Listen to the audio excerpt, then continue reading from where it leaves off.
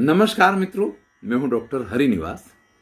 Channel का नाम है संस्कृत साहित्य एवं संस्कृति और आप सुन रहे हैं वैराग्य शतक। महाकवि भर्तृहरि की रचना है।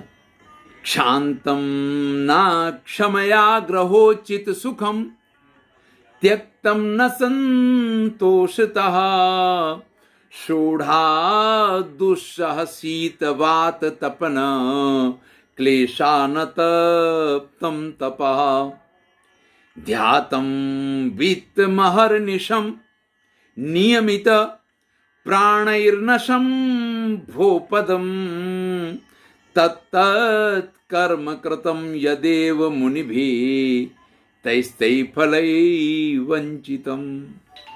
बड़ी सुंदर बात करते हैं महाकवि भर्तृहरि। मतलब बिल्कुल व्यंग्यात्मक शैली है कि जीवन में ऋषि मुनि जो काम करते हैं हमने वो सारे काम किए। देखिए ऋषि मुनि क्या करते हैं, ग्रहोचित सुखों का परित्याग करते हैं। हमने भी किया। नौकरी करने बाहर गए, पत्नी को घर पे छोड़ के आए, पत्नी के हाथ की रोटी नहीं, पत्नी का सुख नहीं, बच्चों का सुख नहीं। देखो सबका परित्याग किया ना। अरे ग्रहोचित सुखों का परित्याग किया, मैंने सबका परित्याग तो किया, लेकिन इसलिए नहीं कि मुझे शांति मिले, बल्कि पत्नी को इसलिए छोड़ा था कि पत्नी को और अधिक सुखी कर पाऊं, बच्चों को इसलिए छोड़ा कि बच्चों के लिए और कुछ एकत्रित कर पाऊं। शीतलता का सहन किया, बरसात का सहन किया, गर्मी को सहन किया। कहां हम ठंडी गर्मी बरसात की चिंता करते हैं। नौकरी जहां जिस जगह जिस तरीके से करनी हो करते हैं और एक नहीं तरह तरह के दुखों को भोगते रहते हैं। तपस्या में भी तो यही करना होता है।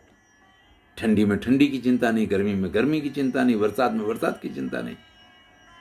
माता पार्वती ने शिव जी को प्राप्त करने के लिए जो तपस्या की है, कुमार संभव के 5वें सर्ग की वीडियो देखिए, आप आनंद आ जाएगा क्या तपस्या की है।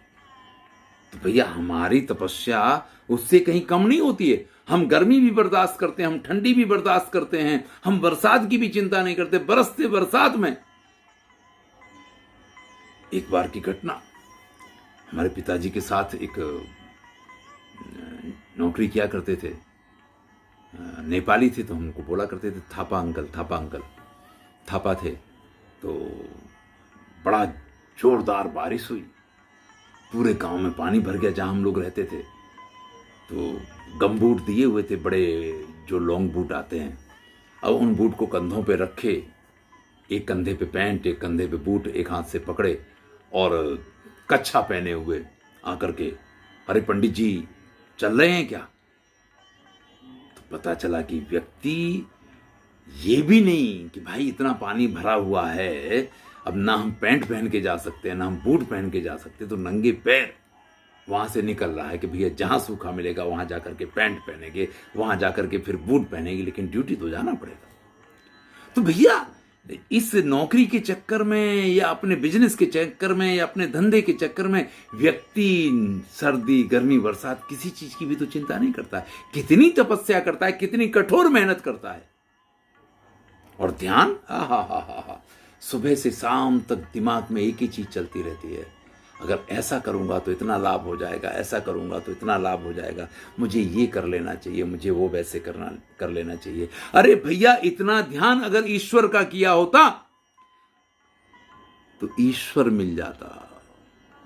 तो भैया जो जो कर्म एक ऋषि मुनि करते हैं कि घर परिवार का परित्याग करते, मैंने वो भी किया। वो लोग तपस्या करते, मैंने वो भी की।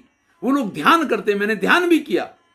लेकिन अंतर इतना रहा कि वो ईश्वर प्राप्ति के लिए ये सब करते हैं और मैंने सिर्फ संसार के सुखों के लिए सब करने की कोशिश की। लेकिन फिर भी उनको तो ईश्वर मिलता नहीं मिलता वो बता सकते हैं, लेकिन हमें तो संसार के जो फल, जिनके लिए सारी तपस्या की, जिनके लिए सारे काम किए, कुछ भी नहीं मिला।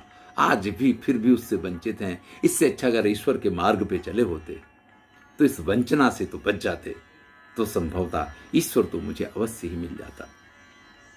वैसे तो यही कहा गया है कि जिन खोजा तिन पाइयां गहरे पानी बैठ।